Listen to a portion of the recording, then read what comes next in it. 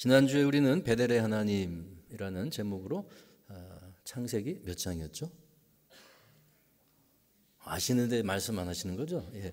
지난주는 창세기 28장이었습니다. 오늘은 제목이 브니엘의 하나님, 본문은 32장입니다. 그러니까 그 사이에 지난 한 주간 동안에 성경으로는 우리 29, 30, 31 석장에 해당하는 사건들이 일어났고요. 시간으로 보면 야곱에게는 20년의 세월이 흘러갔습니다. 뭐 10년 잠깐이다 그러지만 20년 만만한 세월은 아니겠죠. 잠시 한번 여기 20세 이하 분들은 여기 별로 안 계시죠, 그죠? 살면서 지난 20년이 나에게 어떤 변화를 주었나, 무엇이 내게 달라졌는가 한번 잠시 생각해 본다면 20년이라는 기간이 참 굉장한 기간이라는 느낌이 들 것입니다. 그러니까 우리는 그냥 예배에 다시 오셔서 지난주에 이어서 설교를 듣지만 야곱에게는 그야말로 어마어마한 일들이 일어났던 20년의 세월입니다. 갈 때만 해도 야곱은 홀몸이었죠. 홀홀단신, 하나님께서 자기에게 열어주실 인생에 대해서 알지 못하고 이제 그 광야에서 걸음을 옮기다가 어딘가에 몸을 눕히기를 원했는데 그곳에서 하나님을 만났습니다. 그래서 베델의 하나님이다, 하나님의 집이었구나, 이런 뜻이죠. 이곳이 하나님이 계신 곳이구나, 그렇게 고백을 했는데 이제 오늘 본문에 보면 하나님을 다시 한번 만납니다. 그런데 문득 꿈속에 뵌 하나님이 아니라 이번에는 자신의 온 몸을 다해서 그 하나님과 씨름을 하게 되었습니다. 그리고 나서 그가 고백합니다. 내가 하나님을 정말로 브니엘, 이제 브니엘이라는 말은 보통 하나님의 얼굴이라고 번역하는데 조금 강하게 풀어서 얘기하면 하나님 면전, 뭐 그런 뜻이 됩니다. 하나님을 정말 얼굴과 얼굴을 마주대하고 배웠으니 그러면 보통 죽는다고 생각했죠. 그런데 내가 살았구나, 이렇게 고백했다는 이야기입니다. 이것이 어찌 그냥 살아남은 자만의 이야기겠습니까? 하나님을 만나 뵙는 것은 언제나 우리에게 매우 깊고 또 돌이켜지지 않는 굉장한 변화를 가져오게 됩니다. 그래서 오늘 하나님을 만난 사람, 브니엘의 하나님을 고백했던 이 야곱의 자리에 저와 여러분이 쑥 가서 그 자리에서 다시 한번 하나님을 배웠고 나의 하나님으로 고백하는 축복이 있기를 간절히 원합니다. 오늘 본문은 야복 강가라고 하는 지역에서 일어났지요. 야곱에게 일어난 일들을 키워드, 핵심 단어 셋으로 한번 정리해 보았습니다. 모든 분이 이렇게 생각하는 것은 아닐 터이고 제가 한 것보다 더 좋은 해석도 있겠지만 저는 개인적으로 말씀을 읽고 이 설교를 준비를 하면서 세 개의 단어가 계속 이렇게 정리가 되어서 그렇게 한번 보았습니다. 첫째 단어는 한번 같이 해보시죠. 씨름, 씨름입니다. 두 번째는 이름. 그럼 세 번째 단어는 뭘까요? 름자 들어가는 거 별로 없어요. 세 번째는 상처. 해보시죠. 상처. 첫째가 씨름, 두 번째가 이름, 세 번째가 상처입니다. 이 세 개의 단어로 한번 사건을 정리해 보겠습니다. 첫째가 씨름입니다. 씨름의 제목을 달자면 자신을 찾아, 이렇게 생각해 봅니다. 야곱이 외로운 도피길 루스 땅에서 돌베개 베고 잠들었다가 하나님을 만났습니다. 그리고 그때부터 새로운 인생이 열렸다고 할 수 있습니다. 그런데 오늘은 더 새로운, 더 깊은 일입니다. 그 사이 동안 그는 많은 일을 겪었죠. 남들보다 더 무서운 외삼촌뻘인 라반을 만났는데 참으로 호되게 당했습니다. 자신보다 더한 사람이 있을 줄은 몰랐을 거예요, 아마 야곱이. 굉장히 그 꾀가 밝고 사람들을 잘 속였던 사람이죠. 그래서 야곱하면 그 별명이 이름풀이가 발꿈치를 잡은 자, 형이 나가는 걸 새치기 하려고 먼저 나가면 안 된다고 발꿈치를 잡았다. 또 그럼에도 불구하고 에서는 힘이 셌잖아요. 그래서 털어버리고 동생을 떨치고 나왔다, 이런 얘기입니다. 쌍둥이 중에 낳았으니 뭐 얼마 차이겠습니까만 이 평생에 정해지는 서열, 혹시 여기 쌍둥이 형제분 자매님 계세요? 쌍둥이들 가까이서 보면 이제 자기들끼리 참 친하게 지내면서도 그런 라이벌 의식이 있지 않습니까? 나보다 뭐 30분 먼저 나왔다고 평생 고칠 수 없는 언니가 형이 된다 하는 거, 이거를 의식하면서 살아갑니다. 어쨌든 그런 인간적인 상상을 한번 더 해본다 하더라도 야곱은 형이 가진 그 자리를 굉장히 어려서부터 아마 탐내지 않았을까 생각을 합니다. 그런데 이것이 단지 맞이가 된다는 게 아니고 어느 순간 깨달았어요.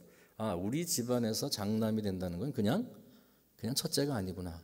뭐 책임도 크고 유산도 많이 받고 그런 족장의 자리만 아니라 이것이 하나님 나라의 계보를 이어가는 엄청난 영적인 자리라는 것을 깨달았던 것 같아요. 그런데 에서는 그것을 몰랐습니다. 그래서 우리가 팥죽 한 그릇에 장자권을 넘긴다 하는 것을 본문 자체를 보면 그렇게 심각한 걸로 느껴지지 않고, 또 어떻게 보면 논리적이지 않고 법적이지 않죠. 장자권을 어떻게 거래를 하겠습니까? 그런데 하나님이 결국 그 행동을 마치 받으신 양, 그들의 양적인 위계를 바꾸어 주신 것을 우리는 생각합니다. 히브리서에 가면 에서의 이 행동을 망령된 짓이다. 망령된 짓. 뭐 좀 험하게 옮기면 미친 짓이란 얘기죠. 그것이 얼마나 중요한지를 모르는 사람에게 하나님은 영적인 일을 맡기지 않으셨다. 야곱이 비록 육적이고 욕심도 사납고 그것을 추구하는 과정에서 인간적인 문제는 많이 있는지 모르지만 하나님은 그 마음을 받으시고 그를 영적인 그 복된 족장의 자리에 주셨다. 이런 이야기를 우리는 생각하게 됩니다. 그런데 야곱이 지금 돌아와서 하나님을 만나 뵙니다. 오는 길에도 그는 축복을 받지 못했어요. 20년 전 떠나갈 때에도 아버지를 속이고 형의 것을 뺏었다가 사실 생명이 위험하다, 이런 위험한 지경에서 도망갔던 사람인데 20년이 지나서 재산은 모았습니다. 그 재산을 모으는 과정도 우여곡절이 참 많았습니다. 그런데 결국은 급히 자기의 원래는 삼촌뻘이었지만 이제는 장인이기도 한 라반을 속이고 떠나게 됩니다. 놔줄 기미가 안 보이니까 자기 재산을 만들고 급히 그들이 양을 털을 깎느라고 떠나 있던 자리, 그 시간을 빼서 그 사이에 도망을 온 것이죠. 근데 오면서 문제가 생겼지 않습니까? 그의 아내인 라헬이 그 집안의 우상인 수호신인 드라빔을 훔쳤습니다. 그러니까 이제는 그냥 인연을 끊고 도망간 정도가 아니라 집에 가보를 훔쳐간 사람이 되어버렸으니 이제 원수로 되는 것이죠. 그래서 라반이 자기의 사병 400명을 자신의 사병을 이끌고 와서 그를 이제 죽이려고 하는 이런 위험한 지경이 된 것입니다. 가슴이 철렁한 것이죠. 그래서 겨우 하나님의 보호로 불가침 조약을 맺고 살아서 와서 야복 강가에서 가만 들으니 자기의 형 에서가 장정 혹은 사병 400명을 데리고 온다 그랬어요. 이게 뭐 위기 끝에 또 위기가 오고, 고물 하나 피했더니 호랑이가 오고, 참 살면서 이런 순간들 한번 경험한 적이 있지 않으실까요? 겨우 이거 어려운 거 하나 막았다고 생각했더니 더 큰 게 기다리네요. 간신히 힘을 다해가지고 하나 어려운 문제 해결을 했는데 더 큰 것이 있다. 얼마나 갑갑합니까, 그죠? 20년 지났습니다. 겉으로 보면 식구도 이제 생겼고, 어여시 이제 그전엔 홀홀 단신 같던 사람이 가장이 되어서 돌아왔습니다. 형과 화해를 하고 어떻게 그 하나님의 은혜로 그 자리에 다시 갈 수 있으면 얼마나 좋겠습니까? 내가 어떻게 이 자리에 왔는데, 내가 어떻게 모은 가족과 재산인데, 고향 떠날 때 빈손이었는데 이제는 이만큼 이뤘으니 우리가 흔히 말하는 금의 환향을 해야 될 터인데 반겨주는 사람이 없습니다. 오히려 나를 죽이려고 했던 그 형이 더 무섭게 더 큰 존재가 돼서 나를 만나러 온다는데, 이 만나러 온다는 게 죽이러 온다는 말로 들리는 것이죠. 그래서 그 밤에 그는 하나님 앞에 눈물의 기도를 호소를 합니다. 요약하면 살려주십시오, 그 말입니다. 20년 전에 살려달라고 했는데요, 20년 지나도 살려달라는 기도를 하는 거예요. 20년쯤 애쓰면 좀 살만해져야 되지 않겠습니까, 우리가? 여러분, 근데 똑같은 기도를 또 하고 있어요. 우리 외면에 뭘 갖추고 지위가 올라가고 재산도 좀 모으고 남들 앞에서 괜찮아지는 게 문제를 해결해 주지 않습니다. 자기 인생의 가장 깊은 곳을 들여다보면 20년 전이나 지금이나 다르지 않구나. 나는 여전히 홀로이고, 나는 여전히 나를 보호할 수 없고, 나는 여전히 누군가의 자비를 입지 않으면 살 수 없구나. 이런 깨달은 순간 우리는 참 외로워지는 것이죠. 그래서 야곱이 지금 그 상태에서 적막함에 남겨져 있습니다. 자기 한계를 느낀 것입니다. 그리고 참으로 참담한 심정으로 하나님 앞에 기도할 때 하나님이 만나 주셨습니다. 씨름이 시작된 것입니다. 저 청년 시절에 교회 다닐 때 우리 목사님이 이 말씀 좋아하셨던 것 같아요. 밤새 하나님과 씨름했던 야곱, 새벽이 됐을 때 응답받고 새 이름 이스라엘을 얻고 했으니 우리도 밤새 철야기도 합시다. 철야기도 할 때마다 이 말씀을 종종 하시지 않았나 생각이 듭니다. 그때는 철야 그럼 정말 밤을 샜거든요. 새벽까지 기도하고 새벽 예배 드리고 그리고 집으로 가고 그러던 시절이 있었던 것 같습니다. 정말로 그리운지는 저도 잘 지금 말하면서 보니까 다시 하라 그러면 참 힘들 것 같긴 한데 그때들은 그랬습니다. 기도의 그 불이 뜨거웠던 시절입니다. 어쨌든 밤새 씨름을 하는 야곱이 무엇을 위해 기도했을까? 이제 우리가 여기에 좀 자신을 한번 대입을 해보시죠. 하나님을 찾는 기도였을까요? 자기의 안위를 위해서 기도를 했을까요? 내 재산을 지켜달라고 했을까요? 가족들의 안전을 보장해달라는 기도였을까요? 아마도 이 모든 것이 맞지만 가장 절박한 그의 기도의 제목은 하나님 도대체 나는 누구입니까? 나를 어떻게 하시려고 나를 이런 자리로 계속 인도하십니까? 혹은 두십니까? 자신의 정체성, 자신의 자리, 자신이 가야 할 길에 대한 그런 뭔가 인도함을 받고 싶은 그런 기도가 아니었을까요? 고향 떠나 20년 타향살이하고 왔는데 일가를 이루고 재산이 있는데 내가 없는 거예요. 내가 누군지 모르겠는 거예요. 혹시 이 자리에 있는 여러분 가운데 또 온라인으로 예배드리시는, 제가 얼굴은 뵙지 못하지만 방송으로 이 예배를 드리시는 분 가운데 그런 심정이 있으시다면 지금 속으로 하나님께 한번 조용히 기도하시면 좋겠습니다. 하나님 좀 알게 해주세요.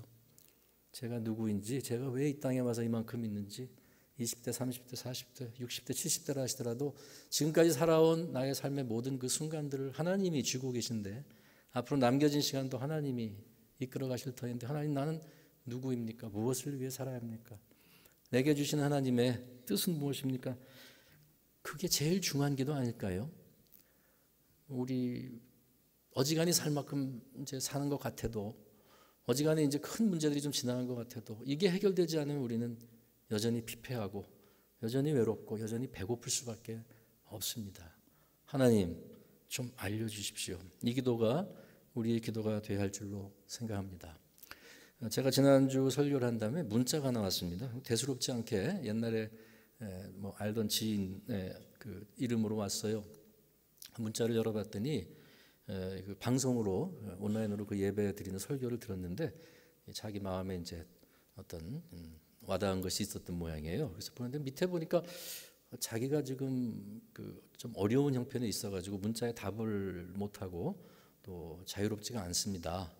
그냥 마음으로만 기도해 주세요. 이게 굉장히 지금도 이 얘기를 하려니까 마음이 좀 참 아프고 부담이 돼요. 어떤 형편일까? 더 이상 제가 말씀드리면 혹시라도 이제 그게 또 노출되면 안 되니까 자기가 지금 자유롭지가 않대요. 문자에 답을 해주셔도 자기가 못 읽을 수 있고 읽지도 못할 수도 있대요. 근데 그냥 마음으로 기도해 달래요. 제가 이름도 말할 수 없고 신상의 형편도 말씀드릴 수가 없어요. 근데 기도해 주시기 바랍니다. 같은 마음으로.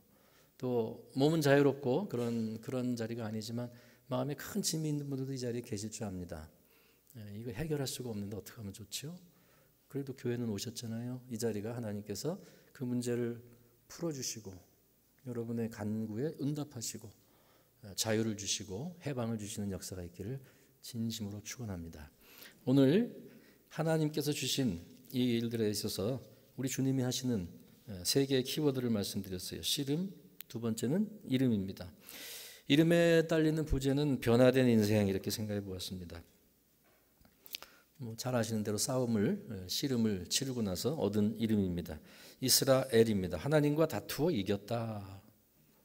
하나님과 다투어 이긴다. 이게 참 생각해보면 대단한 얘기 아닙니까? 하나님을 이길 수 있는 존재가 어디 있습니까? 아무도 없습니다. 근데 하나님이 지는 상대가 있어요. 사랑하는 자기 자녀예요. 여러분 자식을 이기는 부모는 없다 그러죠?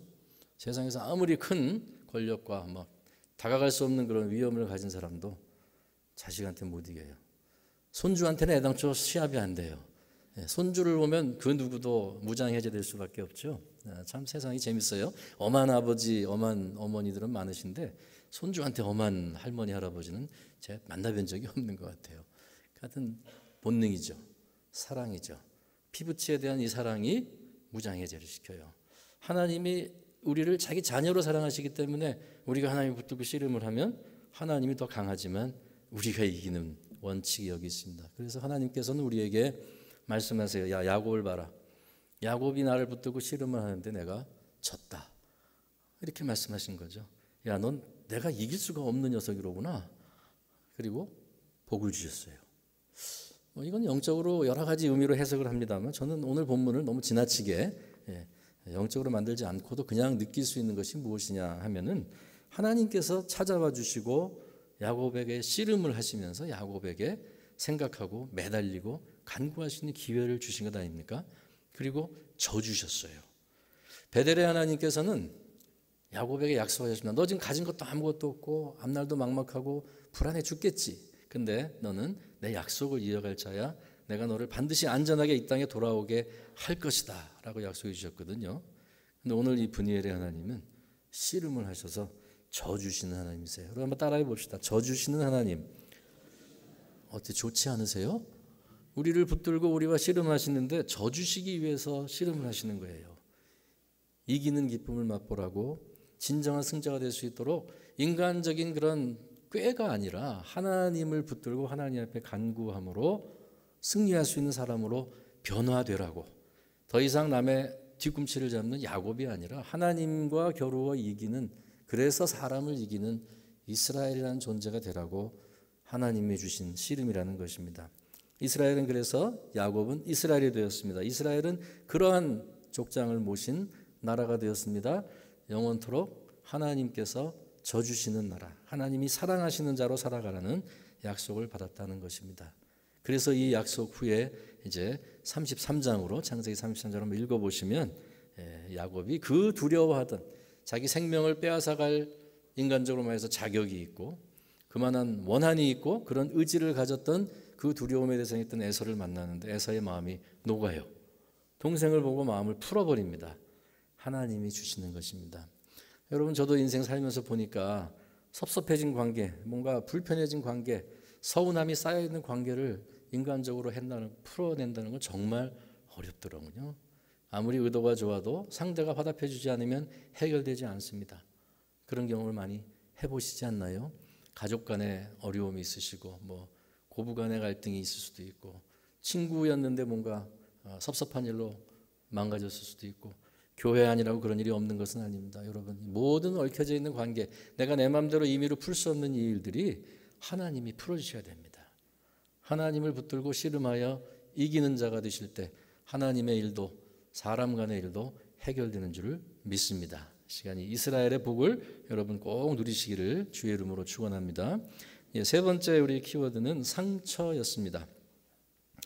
상처에는 변화의 대가, 이렇게 한번 제목을 달아봤습니다. 변화의 대가. 변화하는 데 있어서 우리가 대가를 치르게 됩니다. 야곱은 씨름에 이겼습니다. 그런데 그 씨름에는 이른바 영광의 상처가 남았어요. 다리를 절게 되었습니다. 학자들은 이 정확한 원인에 대해서 여러 가지 얘기합니다만 단순하게 보면 그 전에는 멀쩡했는데 그 이후에는 남들이 볼 때 다리가 불편한 사람이 되었습니다. 여러분, 평생을 이렇게 살아간다는 것 좋은 일은 아닙니다. 하나님을 만나면 반드시 우리가 큰 부상을 입는다. 그건 물론 아닙니다.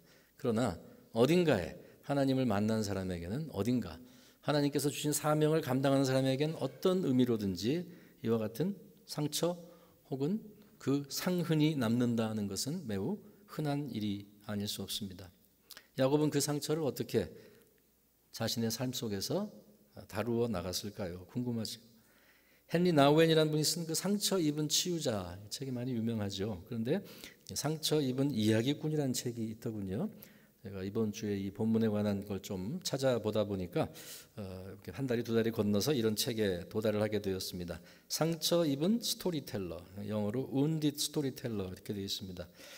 아서 프랑크라는 사람이 쓴 건데 우리말 번역은 좀 밋밋하게 몸의 상처 이렇게 번역이 되어 있더군요. 책 전체를 제가 읽어보지 않았습니다. 그저 발췌된 것을 보았는데 그 본인이 암과 심장병을 경험한 사회학자였습니다. 그런데 자신의 투병 경험담, 또 다른 사람들이 그 병을 얻고 극복하고 싸우고 혹은 마지막으로 패배를 받아들이고 이런 이야기들을 그 서사들을 모아가지고 책을 썼습니다.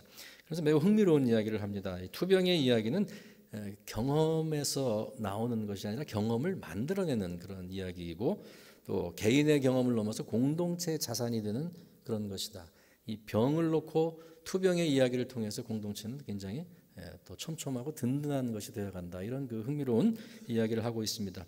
아픈 사람은 질병을 이야기로 만들므로써 운명을 경험으로 전환시킨다. 이런 문장도 인상적이고 질병의 이야기를 공유하는 행동은 타자와의 공감과 연대를 통해 타자를 치유하는 힘을 갖는다. 번역문이라 좀 딱딱하죠. 근데 우리가 아픈 이야기를 서로 나누는 것이 사람과 사람을 이어준다. 우리 좀 이렇게 나이가 들고 어르신 세대가 되면 아픈 곳이 많아요, 그렇죠? 그래서 저도 지금보다 조금 더 젊었을 때는요, 나이 드신 분들이 이렇게 맨날 어디가 아프고 뭐 요새 무슨 약을 먹고 병원 가다 이러면 아이고 좀 뭐 마음에 이렇게 저런 말만 하시나 이랬는데요. 요즘 제가 그러고 있습니다. 저도 좀 몇 군데 60줄 들었으면서 좀 여기저기 아픈데 이상이 생긴 곳이 있어서 병원 출입하고 그러다 보니까 우리가 만나면 그런 얘기를 자꾸 하고 싶어져요. 근데 그거 너무 막지 마세요.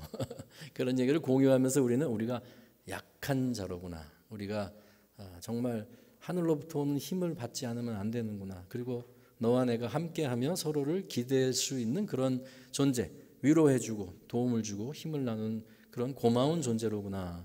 이런 연대를 통해서 그 공동체가 든든해진다 하는 것입니다. 그래서 여러분 앞뒤 좌우에 있는 분들이 아프실 때 잘 위로해 주세요. 들어주세요. 내 아픈 얘기도 좀 털어놓으세요. 그런 이제 이야기를 이분이 하고 있습니다. 그런데 그 주장들도 흥미로웠는데 제가 이제 그분이 한 얘기 속에서 인용구를 하나 발견했는데 이런 얘기입니다. 신의 음성을 전하는 자는 상처를 지닌 자들이다. 이제 고대 설화들을 분석하면서 이렇게 표현합니다. 신탁의 전달자가 몸에 지닌 상처는 그가 전하는 이야기의 진실성을 담보하는 표지가 된다. 이렇게 말하고 있습니다. 하나님을 배우면 그의 그 임재로부터 오는 그 영광 때문에 내 몸에 생채기가 난다 이런 얘기입니다. 모세가 하나님을 만났을 때 그 영광의 빛 때문에 사람들이 볼 수가 없어서 우리말의 수건이라는 번역은 매우 유감스러운 번역입니다. 베일이죠, 베일. 휘장을 쳐서 가려달라고 했다는 거예요. 제가 그 말씀을 읽을 때 곰곰이 이런 생각을 해봤습니다. 야, 내가 하나님을 정말 만나고 나면 사람들이 하나님의 빛이 느껴져서 그 위엄이 당신에게 묻어와서 두려우니 좀 모자를 쓰고 다녀주세요. 얼굴에 좀 선글라스를 껴주세요. 이런 얘기를 과연 한 적이 있었나? 한 번도 없었습니다. 근데 제가 대학교 다닐 때 한번 말씀을 이제 풀어서 이렇게 설교해 주시는 그런 어떤 집회를 한번 간 적이 있었는데 로마서 강해였어요. 로마서 강해를 하루 종일 하는 몇 시간에 걸쳐가지고 하시는데 1장부터 16장까지 쭉 앉아서 몇 시간을 들었습니다. 듣고 나오는데 저를 그 자리에서 이제 그 선교단체가 이렇게 초청했던 자리인데 그 형제가 얼굴에서 빛이 나십니다 그러더라고요. 처음이자 마지막인 것 같아요. 그런 얘기 듣는 게 기도원 갔다 와도 잘 몰라보시던데 좀 말랐네요 이러지 영적으로 막 빛이 나십니다. 여러분 지금 자아 비판이기도 한데요. 우리가 하나님의 임재를 경험하고 하나님께서 내 안에 내주하시는 진정한 경험을 하면 표가 나야 된다. 한번 챌린지로 생각해서 여러분께 제가 자신에게 말씀을 드립니다. 야곱이 몸에 상처를 입었다는 것이 그에게 물론 상처 입지 않고도 하나님의 영광과 하나님의 모든 권능을 가질 수 있다면 좋겠지만 그렇지 않더라는 것이에요. 우리가 믿는 하나님은 이 야곱의 브니엘의 경험을 통해서 우리에게 뭔가를 말씀해 주신다고 생각합니다. 그것이 무엇입니까? 이 상처는 영광이다. 이 상처는 하나님의 일을 하게 만드는 도구이다. 저와 여러분 하는 신앙하는 과정에서 각자의 경험이 다르겠죠. 살다 보면 내가 예수 잘 믿으려고 한 일인데 그래도 내가 주님을 위해서 뭔가 드리느라고 한 것인데 나는 내 나름대로 그래도 참 애썼는데 상처가 돌아올 때가 있습니다. 생각만큼 잘 안 풀릴 때가 있습니다. 주님을 위해서 열심히 살면 하나님이 뭔가 책임져 주신다는 말을 들은 것 같은데 내 일은 책임을 안 주시는 것 같아요. 이런 섭섭함이 들 때도 있습니다. 하나님은요, 우리가 하나님께 드린 것들을 반드시 기억하십니다. 사랑하는 자들의 그 눈물 한 방울을 다 소중히 여기셔서 주의 병에 계수하신다 그랬습니다. 그러나 그렇다고 해서 현실적으로 그것에 대한 보상이 다 주어진다고는 안 하셨습니다. 혹시 여방 여기 계신 또 예배드리시는 가운데 하나님 앞에 그런 마음이 있으시다면 하나님께 올려드리세요. 우리 하나님은 너그러우십니다. 우리에게 응답하십니다. 하나님 저 좀 섭섭해요. 그래? 그 다음에 하나님이 하신 일 한번 기대해 보시면 좋겠어요. 브니엘의 하나님, 이 하나님은 우리에게 하나님께서 그 뜻을 보여주시길 기뻐하는 마음으로 우리가 씨름할 때 우리에게 새 이름, 새 인생 주시고 우리에게 영광의 상처도 주시는 그런 하나님인 줄을 믿으시기 바랍니다. 여러분, 성경에 우리가 믿는 하나님입니다. 성경은 하나님을 알려주시는 책입니다. 우리가 갑자기 하나님에 대해서 생각하고 만들어낸 게 아니고 이 하나님은 아브라함의 하나님, 이삭의 하나님, 그리고 오늘 만나는 야곱의 하나님 아니겠습니까? 그래서 이 하나님을 우리가 붙들고 있어야 됩니다. 분이엘의 하나님이 어떤 하나님이시라 했습니까? 아까 세 개의 키워드가 생각나시죠? 씨름, 이름, 상처. 그래서 분이엘의 하나님은 오늘 첫 번째 우리 대지는요, 이제 정리하면 우리를 위해 우리와 씨름해 주시는 하나님이십니다. 어떤 씨름을 했습니까? 여러 가지 의미가 있겠습니다. 저와 여러분도 마찬가지입니다. 우리 안에 있는 이 연약함 때문에 죄의식과 두려움으로 인한 싸움도 있을 수 있습니다. 이미 저질러진 일이지만 하나님 앞에 사람 앞에 용서를 갈구하면서 씨름하고 가책하는 그런 우리 뭐 양심의 씨름이랄까 이런 것도 있을 수 있습니다. 또 앞서 말씀드린 것처럼 내 사명이 무엇인지 내가 무엇인지 내 인생을 도대체 어떻게 하시려고 이러는지 방향을 구하는 그런 갈구의 씨름이 될 수도 있습니다. 앞날이 보이지 않고 답답하고 그럴 때 우리는 이 기도를 드려야 합니다. 하나님, 저는 모르겠습니다. 하나님, 길을 좀 인도해 주십시오. 주의 말씀이 내 길에 등이요 등불이 되신다고 하셨는데 알려주세요. 야곱의 인생 그렇게 인도하셨는데 저도 좀 인도해 주세요. 하나님, 나를 좀 잡아주시고 나를 좀 손붙들고 가주세요. 이런 기도를 주님 앞에 드릴 순간이 아니겠습니까? 야곱에게서 야복강은 자신의 능력으로 해결할 수 없는 거대한 문제에 부딪혔을 때 그동안은 내 힘으로 내 지략으로 내가 다 해결하려고 했던 그것을 내려놓고 당신이 안 해주면 못합니다. 당신 나 절대로 보낼 수 없습니다. 야, 하나님 나로 나로 가게 하라. 이렇게 굉장히 딱딱하게 번역했지만 그 뜻이 뭐예요? 좀 놔라. 날 좀 놓거라 하는 기도입니다. 못 놓습니다. 야곱은요, 못 놓는 거예요. 자신이 살아온 그 방법을 못 놓고 자신이 지금까지 성공했던 그 계획과 그 어떤 자기의 자원을 포기할 수가 없고 자기 스타일을 내려놓을 수가 없는 것입니다. 그런데 그 자리가 하나님을 만나는 자리인 것입니다. 나의 한계, 저는 더 이상 어떻게 할 수가 없어요. 내가 지금까지 됐다고 생각했던 것들은 도저히 해결할 수 없는 그 문제에 마주했습니다. 하나님, 나는 하나님밖에는 답이 없습니다 하고 붙들 때에 주님이 주시는 답이 저와 여러분의 인생을 인도하는 답이 될 줄로 믿습니다. 이 하나님 앞에 여러분 나오시는 오늘이 되기를 바랍니다. 저에게 문자 주신 분도 혹시 메시지를 듣고 계시다면 오늘도 하나님 앞에 우리는 사람으로는 드릴 수 없는 건지 모르지만 하나님 앞에 나오고 씨름하는 가운데 우리 주께서 길을 열어주시기를 주 예수 그리스도의 이름으로 간절히 축원합니다. 하나님과 씨름하시는 우리 모든 주의 성도들 되시기를 바랍니다. 두 번째로 우리 분이엘의 하나님은 우리에게 새 이름을 주시는 하나님이십니다. 이름을 바꾸는 것은 곧 인생을 바꾸는 것이지요. 사실 우리가 지금 보았던 이 모든 족장들이 그러했습니다. 아브라함, 그의 원래 이름은 아브람이었습니다. 빨리 하면 다 그게 그거 같죠? 아브라함. 근데 아브람이라는 것은 높은 사람, 고상한 사람 그런 뜻이고요. 아브라함이라는 말은 많은 사람들의 아버지가 된다. 열국의 아버지, 문나라의 조상 정도 되는 이름입니다. 아브람에게 아브라함이라고 이름을 바꾸라 할 때 하나님의 뜻은 너에게 약속하신 그대로 창세기 15장, 17장 계속 나오는 약속대로 뭐라고 하신 겁니까? 하늘의 별과 같이 바닷가의 모래와 같이 수많은 자손이 너를 통해서 나올 것이야. 이것을 믿으라는 말입니다. 그때 아브라함 자식이 몇 명입니까? 하나님께서 쳐주시는 친혈통의 자식은 정확히 0 없을 때죠. 아니 아들이 하나도 없는데 뭘 내 자손이 아들이 지금 한 12은 야곱처럼 되면 거기서 12이 12씩 낳고 또 12씩 낳고 뭐 해서 그렇게 잘하는 얘기일 것 같은데 하나도 없는데 무슨 열국의 조상입니까? 답답한 이름 아니겠습니까? 약속의 이름이고요. 희망의 이름이고요. 가슴을 뛰게 하는 이름일 수도 있지만 사실 현실의 버거운 그 모든 상황들에 갈 때 우리를 낙심케 하는 이름이 될 수도 있습니다. 믿음은 그런 것입니다. 살고 죽는 문제가 달려있는 것이에요. 아브라함이라는 이름 자체가 아들이 하나도 없을 때 놀림감 되기 딱 좋은 이름인데 이것을 받아들이고 하나님 나를 아브라함으로 이름을 바꾸셨잖아요. 열국의 아버지가 되게 하시겠다고 약속하셨잖아요 라고 하나님께 나아갈 수 있는 그 믿음을 바라신 것입니다. 이삭도 마찬가지입니다. 이 스티그마가 달린 이름이에요. 내가 웃었다라는 뜻입니다. 이츠학 이런 이름인데요. 웃었다. 언제 웃었습니까? 야 너에게 살아야 너에게 아들이 있을 것이야. 그렇게 막 웃었어요. 좋아서 빙그레 웃은 게 아니고 어이가 없어서 깔깔깔 웃었다는 큰 웃음이에요. 그래서 하나님의 사자가 말했습니다. 너 웃었지? 안 웃었습니다. 그랬더니 안 웃긴 뭘 안 웃어? 웃었잖아. 그리고 정말로 그 아들이 안겼을 때 웃음의 의미가 바뀌죠. 이때는 이제 입이 활짝, 입이 귀에 걸린다 그럽니까? 너무 좋아서 웃었겠죠. 근데 이삭이라는 이름을 할 때마다 그게 떠오르지 않겠습니까?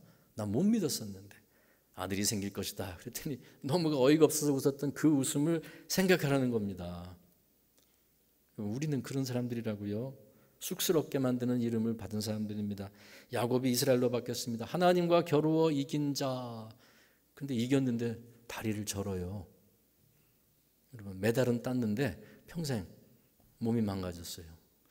이상하지 않습니까? 근데 그 어떻게 보면 부끄러운, 불편하고 억울할 수도 있는 그 자신의 약점, 자신의 상처, 상흔을 가지고 이야기하라는 것입니다. 그게 상처 입은 스토리텔러입니다. 저와 여러분이 하나님 앞에서 살면서 하나님이 그저 우리에게 허락하신 우리가 선택하지 않은 인생의 조건들 때문에 상처를 입을 수도 있고 내가 내린 어리석은 선택과 죄 때문에 평생 가져가야 되는 그 상처가 있을 수도 있고 어떤 때는 알 수 없는 이유로 하나님이 내게 허락하시는 고난의 기간들도 있고 그것이 우리에게 남기는 상처들이 있겠으나 그것이 하나님 앞에 우리의 스토리, 우리의 간증 그것이 될 때 우리 하나님이 기뻐하시는 그런 열매들을 맺으실 줄 믿습니다. 여러분 그래서 우리 하나님이 이름을 바꾸어 주시고 새 인생을 주시면 그 이름을 우리는 기념하기 위해서 로마 가톨릭 정교회 성공회 이런 곳에서는 신자에게 세례를 베풀 때 세례명을 줍니다. 뭐 그런 이름 가지시고 있잖아요. 요한, 베드로, 바오로, 베네딕트 뭐 이런 세례명들이 있습니다. 불교에서도 법명이라는 걸 주더군요. 수계를 하면 그래서 뭐 경허, 성철, 법정 이런 분들 뭐 우리나라에도 잘 알려져 있지 않습니까? 근데 우리는 그런 거 안 하죠. 우리도 뭔가 세례명 같은 거 있으면 좋을까요? 근데 제가 잘은 모르겠습니다만 우리 개신교 전통에서 이런 걸 안 하는 이유는 세례는 예수 그리스도의 이름으로 받아서 우리 세례명은 다 예수예요. 예수. 옆에 있는 분한테 한번 인사해 보세요.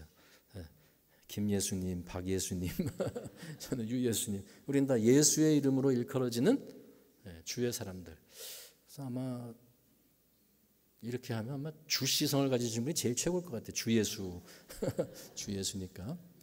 옛날에 어떤 그 목사님들 대화를 하는데 진담인지 농담인지 어떤 분이 그러더라고요. 자기가 아는 분이 주예수를 믿으라 했더니 주예수가 누구냐고 주씨 집안에 누구냐고 했다는 거짓말 같은 얘기를 했더니 옆에 있는 분이 또 거기다가 걸치세요. 아유 예수님은 하나님 아들이니까 하시오 이러더라고요. 잠시 웃어가는 시간입니다, 여러분. 근데 우리는 예수예요. 유자, 김자, 박자 붙일 필요가 없고 다 작은 예수. 그래서 우리가 그리스도의 사람들, 크리스천, 그리스도인이죠.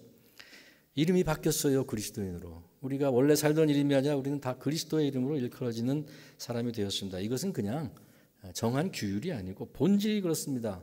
나는 죽고 그리스도만 내 안에 살기 때문입니다.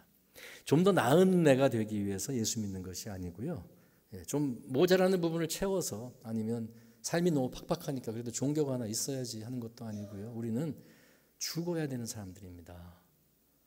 죽지 않고는 새 사람이 될 수가 없는 절망적인 사람들이기 때문에 내가 율법으로 말미암아 율법에 대하여 죽었나니 이는 하나님에 대하여 살려 함이라. 내가 그리스도와 함께 십자가에 못 박혔나니 그런즉 이제는 내가 사는 것이 아니요 오직 내 안에 그리스도께서 사시는 것이라. 엄청난 비밀인 것이죠. 우리가 쉽게 얘기하지만 내가 정말 죽는 것이에요. 죽어야 사는 것이에요.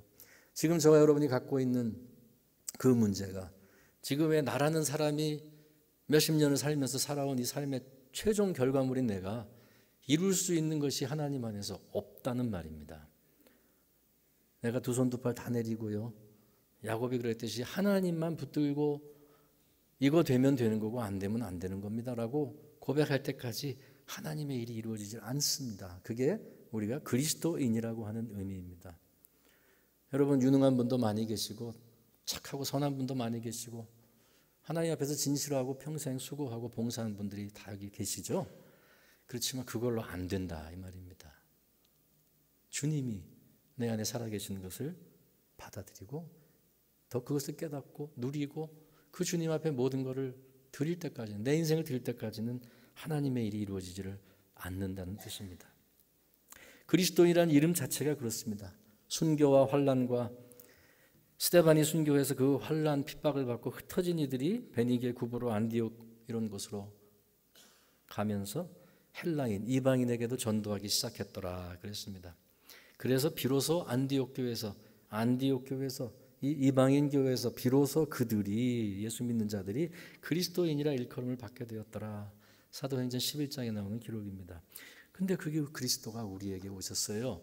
그 복음이 우리에게 왔습니다. 그래서 저와 여러분이 한국에 사는 우리들이 그리스도인이 되었습니다. 엄청난 희생을 통해서 하나님의 외아들 예수 그리스도의 그 존귀한 생명을 바쳐서 사도들과 선지자들의 터 위에 세워진 교회라. 우리가 그 일부인 것입니다. 제가 이 자리에 오기까지, 여러분이 그 자리에 계시기까지, 우리가 여기 오기까지 수없이 많은 분들이 하나님 앞에 부르짖고 기도하고 희생하고 때로는 생명을 들여서 그 선교사님들과 전도자들을 통해서 복음이 이어져서 저와 여러분이 오늘 이 자리에 그리스도인이라는 이름으로 앉아 있다는 것입니다. 할렐루야. 여러분, 이게 얼마나 영광스러운 일인지 모릅니다. 순교와 환난과 피난은 우리가 원하는 게 아니에요. 주님께서 우리에게 무조건 그런 걸 겪으라고 명령하신 적도 없습니다. 그러나 역사를 보면 하나님의 복음이 선포되는 곳에는 이 생명의 역사와 더불어 핍박과 눈물과 헌신의 수고들이 있었던 것을 우리는 기억해야 합니다. 그것을 받아서 얻어진 생명이니 우리는 이것을 영광으로 알아야 합니다. 그래서 우리에게 주시는 상처도 세 번째, 브니엘의 하나님은 우리에게 영광의 상처를 주신 하나님이다. 이것을 알고 고백할 수 있기를 원합니다. 야곱의 저는 다리가 그 영광의 상처이고 메달이 되었습니다. 예수님도 그 손에 난 못자국과 창에 찔린 옆구리가 그분의 맥달이었고 사람들이 그것을 보고 믿게 되었습니다. 누가복음 24장 39절에 보면 제자들이 이 예수님이 살아났다는 사실을 의심하고 있습니다. 그때 말씀하십니다. 내 손과 발을 보고 나인 줄 알라. 또 나를 만져보라. 예수님이요, 영혼으로, 빛나는 영혼으로 그냥 부활하신 게 아닙니다. 그 육체를 가지시고 아직도 사람들이 만져볼 수 있는 못 박힌 손과 창에 찔려 아물지 않는 그 흔적을 가진 그와 같은 몸으로 그들을 만나 주셨습니다. 복음을 위해서 살았던 사도 바울의 몸에도 상흔이 있었습니다. 갈라디아서 6장 17절에 이후로는 누구든지 나를 괴롭게 하지 말라. 내가 내 몸에 예수의 흔적을 지니고 있노라. 이 흔적이라는 말은요, 우리식으로 쉽게 옮기면 낙인입니다. 낙인. 동물들, 가축들을 어느 농장 소속하느라고 칙 태워서 낙인 찍잖아요. 옛날엔 노예도 그랬습니다. 주인들이 노예의 몸에다가 아주 깊은 문신이나 화인, 낙인을 새기는 겁니다. 내 소유물이다 이거죠. 끔찍하죠. 바울이 그 비유를, 그림을 그려오고 있습니다. 나는 그리스도의 노예다. 그리스도의 낙인이 내게 찍혀있다. 진짜 몸에 낙인을 찍었다는 뜻이 아니라 그가 여러 번 주를 위하여 받은 고난, 그 고난만 남겨진 상처를 말하는 것일 것입니다. 내가 수고를 넘치도록 하고 옥에 갇히기도 더 많이 하고 매도 수없이 많고 여러 번 죽을 뻔하였다. 40에서 하나 감한 매를 5번 맞았고 3번 태장으로 맞고 1번 돌로 맞고 3번 파선하고 바다에서 파선하고 강도의 위험과 익사의 위험과 동족과 이방인의 위험과 광야와 바다와 거짓 형제의 위해를 수고하고 애쓰고 여러 번 자지 못하고 줄이고 목마르고 굶고 춥고 헐벗었노라. 이 고난의 모습을 이렇게 많은 걸로 묘사할 수 있는지 다시 한번 새롭습니다. 죽을 고비를 많이 넘겼습니다. 그리고 그 모든 경험들이 그의 마음뿐만 아니라 몸에 상처를 남겼습니다. 학자들 중에 어떤 분들은 아마도 이런 경험들이 그의 몸에 너무 무리를 주고 스트레스를 많이 줘가지고 그가 나중에 다른 곳에서 말하는 육체의 가시, 내가 이 가시를 제거해달라고 3번 간곡히 기도했지만 너의 약한 것을 통해서 내 능력이 나타난다고 하나님이 거절하셨습니다. 그래서 내가 이것을 자랑합니다라는 그 육체의 가시와 관계가 있지 않겠느냐, 그렇게 해석하기도 합니다. 여러분, 우리 인생에 그리스도를 위해 살다가 내가 입은 상처가, 마음의 몸의 상처가, 흉터가, 낙인이 있다는 사실을 부끄러워하거나 억울해하지 말고 자랑스럽게 생각할 수 있다면 우리는 하나님의 마음을 잘 아는 그와 같은 사람이 된 것일 것입니다. 존귀한 십자가, 값비싼 은혜로 구원받은 나의 삶이기에 내가 그만한 대가를 치르는 그 자리가 영광이라는 것을 의미하고 있습니다. 여러분, 하나님께서 외아들 예수 그리스도의 생명을 내어주셔서 우리가 살았습니다. 우리는 그리스도의 목숨값으로 하나님 아들의 영광을 우리에게 옮겨주셔서 우리가 살아가고 있는 사람들입니다. 그러므로 오늘 우리를 살려주시고 우리에게 새 삶을 주시고 새 이름을 주시고 영광의 상처를 남겨주신 하나님께 감사할 수 있기를 주의 이름으로 축원합니다. 그리고 그것을 붙들고 이것을 자랑하며 나는 날마다 죽노라 또 날마다 사노라, 내 안에 있는 그리스도, 그 그리스도를 높이는 삶으로 달려가시는 우리 주의 성도들 되시기를 간절히 축원합니다. 기도하겠습니다. 하나님 감사합니다. 영적인 씨름으로 하나님을 만나고 자신을 찾고 새로운 이름과 새로운 인생을 우리가 받았습니다. 예수 그리스도의 존귀한 이름으로 불리는 우리가 되었습니다. 우리 안에 남겨주신 예수님의 흔적 상처를 자랑할 수 있는 저희가 되게 해주시고 어디로 가야 할지 알지 못하는 인생의 광야길에 우리 나의 힘, 나의 꾀, 나의 경험을 의지하지 아니하고 하나님 당신을 붙들고 놓아지리지 않겠습니다. 우리 하나님께 매달려 답을 찾고 앞길을 개척해 나가는 주의 성도들 다 되게 하여 주옵소서.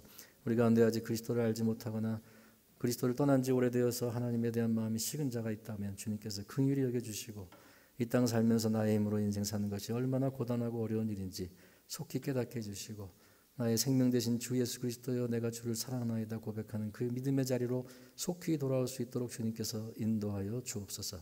주께 의탁하옵고 예수님의 이름으로 기도하옵나이다. 아멘.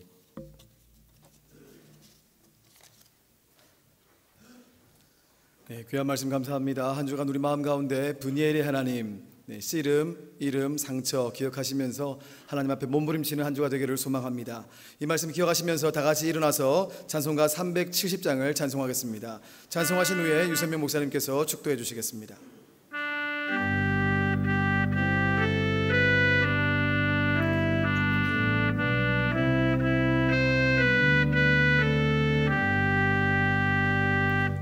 주 안에 있는 나에게 딴 근심이 있으랴 십자가 밑에 나아가 내 짐을 풀었네. 주님을 찬송하면서 할렐루야 할렐루야 내 앞길 멀고 험해도 나 주님만 따라가리. 그 두려움이 변하여 내 기도 되었고 전날의 한숨 변하여 내 노래 되었네. 주님을 찬송하면서 할렐루야 할렐루야 내 앞길 멀고 험해도 나 주님만 따라가리. 내 주는 자비하셔서 늘 함께 계시고 내 궁핍함을 아시고 늘 채워주시네. 주님을 찬송하면서 할렐루야 할렐루야 내 앞길 멀고 험해도 나 주님만 따라가리. 내 주와 맺은 언약은 영구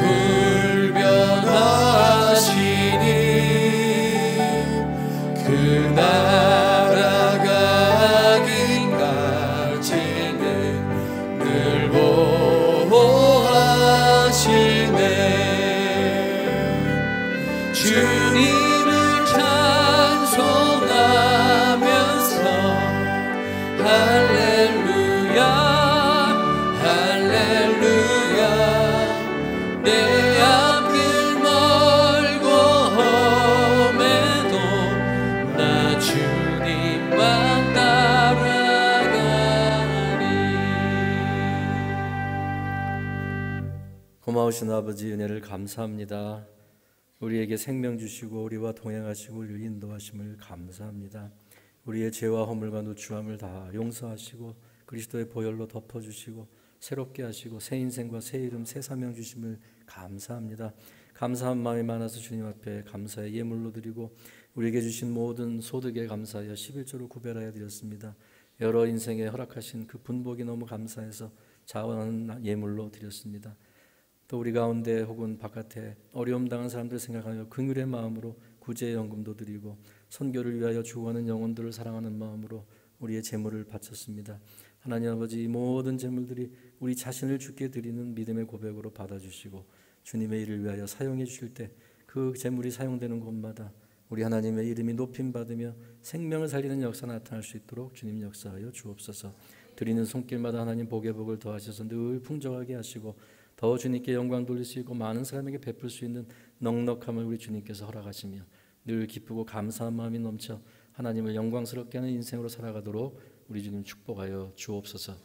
이제는 우리 주 예수 그리스도의 은혜와 하나님의 사랑과 우리와 함께 동행하시는 성령님의 위로 교통하심이 브니엘의 하나님을 나의 하나님으로 고백하며 나를 만나고 나와 함께 씨름해 주시고 내 인생의 문제를 해결해 주시고 나에게 새로운 이름과 새로운 인생, 새로운 사명을 주시는 하나님 앞에 이 온몸 다 드리기를 소원하는 주의 백성들 위해 우리 백석대학교와 백석학원과 백석총회와 많은 곳에서 이 시간 예배드리는 주의 백성들 위해 환난과 고통 가운데 있는 많은 어려움 당하는 성도들, 핍박당하는 곳에 있는 주의 백성들 위해 이제로부터 영원토록 함께 하실지어다. 아멘.